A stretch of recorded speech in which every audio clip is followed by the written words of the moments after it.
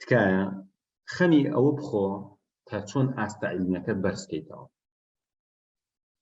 چونکە ژیان بە جاهیلی زۆر بێمەعنە. هەرچەنە جاهیلەکان زۆر جار ئەڵێن ئەوەی عالم بێ خەفەت ئەخوا و ئەوە فەلسەفەکەی شۆپنهاوەرە، ئەوە دنیای لێ هاتووەتە یەک. وانە باوەڕکەن یەک دۆز ڤۆلیۆمی عیلم و حکمەتت زیاد بکە هەموو ژیانت باشترێت. هەموو ژیان هەرگیز وا نەزانی نەزانەکان خۆشبەختن. نەزان ئەزانی وەکو چی وایە، وەکو کەسێ وایە بەنج کرابێ. من بە ئێوە ئەڵێم هەوڕێکمان با بەنجکەین لەگەڵ خۆمان بیبین بۆ سەیران. پێشە بینێ لە سەیرانەکە نایبینێت خۆشیەکان هەستەیەکان نەخێر. چونکە بۆ کەسێکە لە ناو گومڕایی و بێ ئاگاییایە لە ناو غەفڵەتایە غافڵە. غافڵ کەی ئەتوانێ خۆشیەکان هەستێ بکە؟ ئەخی ئینسانی غافڵ بۆ بیر ناکاتەوە، چونکە نازانی بیرکردنەوە چەند پێشبەخشە. ئەزانی کاتێک کتێبەکە خوێنیتەوە شتێک لە دنیا زیاتر پێگەی پێژێکی معنەوی ئەیا بە تۆ. ئازیزان،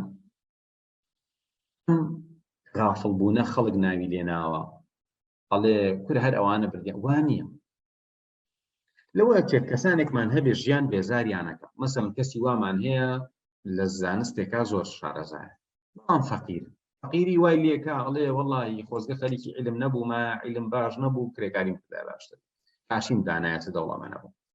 باشە ئاخر من نمونەیەکتان پێڵم.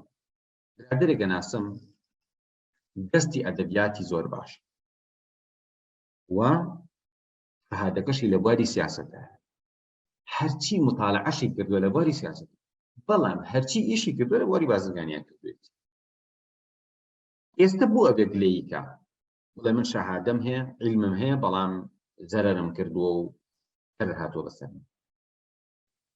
ئینسان ئەبێ بە دوای عیلمێکە بگەڕێ نەفعی هەبێ بەڕێز. قاعیدەیەکی گەورەی لە ئیسلام ئەبێ ئینسان شتێک هەوڵ با فێر ببێ نەفعی هەبێ، واتە ئەبێ سوودبەخش بێت. قسەیە ئەها پێغەمبەری خوا عەلەیهی سەڵات وەسەلام ئەفەرمێت ئەعوذ بیک من علم لا ينفع. خوا پەنا ئەگرم بە تۆ لە عیلمێ کە نەفعی نەبێ. باشە بڕۆ ئێستا لە پێشکەوتووترین ئاستی ئەکادیمیا، لە پێشکەوتووترین ئاستی ئەکادیمیا زانیاڵێ چی؟ ئەڵێ ئەبێ توێژینەوەکەت significance، ئەبێ مهمیەکی هەبێ، سوودێکی هەبێ، یان theoretically یان practically.